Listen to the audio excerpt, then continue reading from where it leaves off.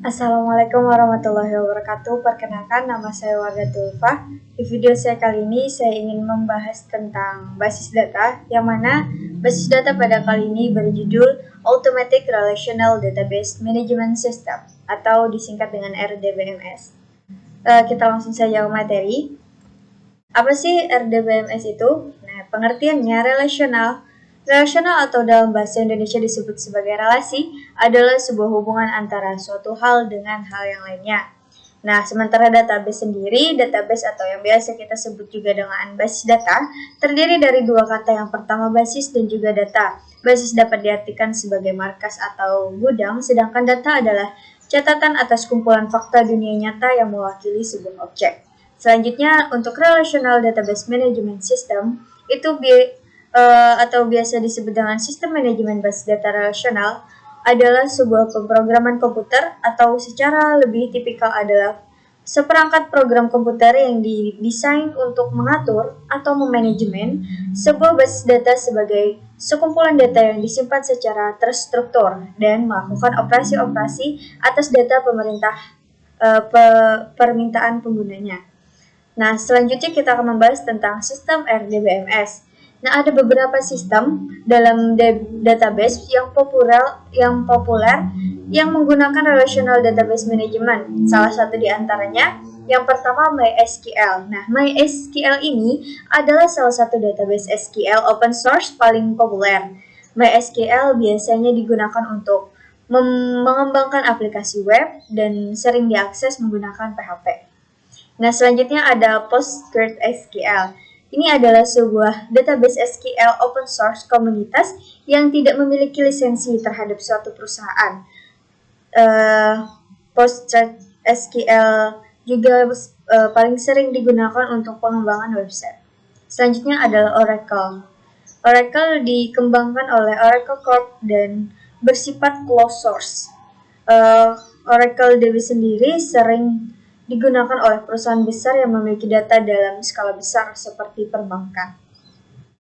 Nah, selanjutnya ada SQL Server. SQL Server ini adalah salah satu RDBMS yang dibuat oleh Microsoft yang berfokus pada pertukaran data yang cepat yang sering terjadi di server utama. Yang kedua ada SQLite, adalah database RDBMS open source yang cukup populer. SQLite dalam menyimpan seluruh database hanya dalam satu file dan ini bersifat portable. Hal ini yang menjadikan keunggulan utama sistem RDBMS ini, sehingga kita bisa menjalankan seluruh perintah secara offline dan ketika online kita bisa mensinkronkan datanya dengan database server. Selanjutnya prinsip-prinsip dari RDBMS ini sendiri. Nah, di dalam RDBMS terdapat 3 prinsip. Salah satu di antaranya yang pertama, data definition. Definition jenis data akan dibuat dapat berupa angka atau huruf, cara relasi data, validasi data, dan lain sebagainya. Yang kedua ada data manipulation.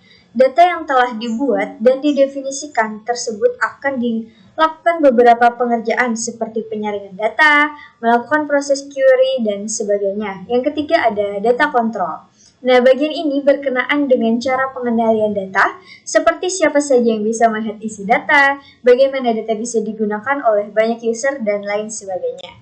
Selanjutnya, fungsi RDBMS. Nah, selain yang disebutkan tadi, RDBMS juga memiliki beberapa fungsi. RDBMS memiliki 4 fungsi dasar. Yang pertama, memperbaiki struktur susunan database. Yang kedua, menghapus struktur yang sudah tidak digunakan lagi pada database.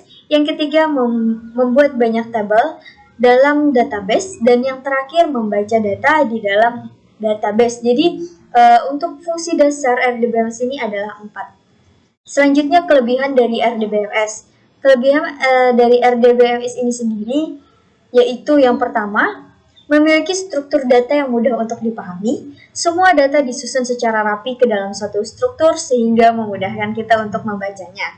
Selanjutnya, RDBMS sendiri terdiri dari program dan server yang telah dirancang sedemikian rupa sehingga lebih cepat menangkap permintaan yang dikirim dari suatu jaringan. Nah, hal ini memungkinkan user untuk mengakses database dari manapun tanpa harus membuka komputer server untuk melihat dari isi dari sebuah database tersebut. Yang ketiga, RDBMS menggunakan bahasa SQL di mana bahasa ini sangat mudah untuk dimengerti dan dipelajari karena sintaknya yang sederhana menggunakan bahasa Inggris. Nah, selanjutnya, selain memiliki fungsi, RDBMS ini juga memiliki beberapa kelebihan. Kelebihan yang selanjutnya itu meskipun dia bukanlah tipe database dengan kecepatan paling tinggi, tapi setidaknya RDBMS cukup cepat dibandingkan kebanyakan DBMS lainnya. Selanjutnya, nomor 5, pemeliharaan database yang menggunakan RDBMS lebih mudah digunakan jika dibanding sistem manajemen database lainnya. Hal ini terjadi karena datanya sudah terstruktur secara rapi dan juga terhubung antara satu dengan yang lainnya. Selanjutnya, memiliki sistem role di mana kita bisa men-setting pengguna yang dapat mengakses database yang kita buat. Selanjutnya, di mana ada kelebihan, tentunya ada kekurangan. Nah, untuk kekurangan RDBMS sendiri dibandingkan dengan tipe-tipe database yang lainnya, yaitu yang pertama, pembuatannya memerlukan tenaga ahli dan beberapa alat tambahan. Inilah yang membuat biaya perancangannya menjadi mahal. Selanjutnya, yang kedua, memerlukan struktur untuk memasukkan data. Berbeda dengan sistem MySQL di mana kita bebas mengatur data tanpa struktur sebelumnya. Baiklah, itu tadi penjelasan saya pada video kali ini. Teman-teman bisa mendukung channel saya dengan klik tombol suka pada di bawah video ini, dan juga jika video ini bermanfaat, teman-teman bisa share video ini sebanyak-banyaknya, serta jika ada kekurangan dalam video saya, baik itu teman-teman ingin menyampaikan kritik maupun saran yang membangun, teman-teman bisa meninggalkannya di kolom komentar. Kurang lebihnya saya mohon maaf.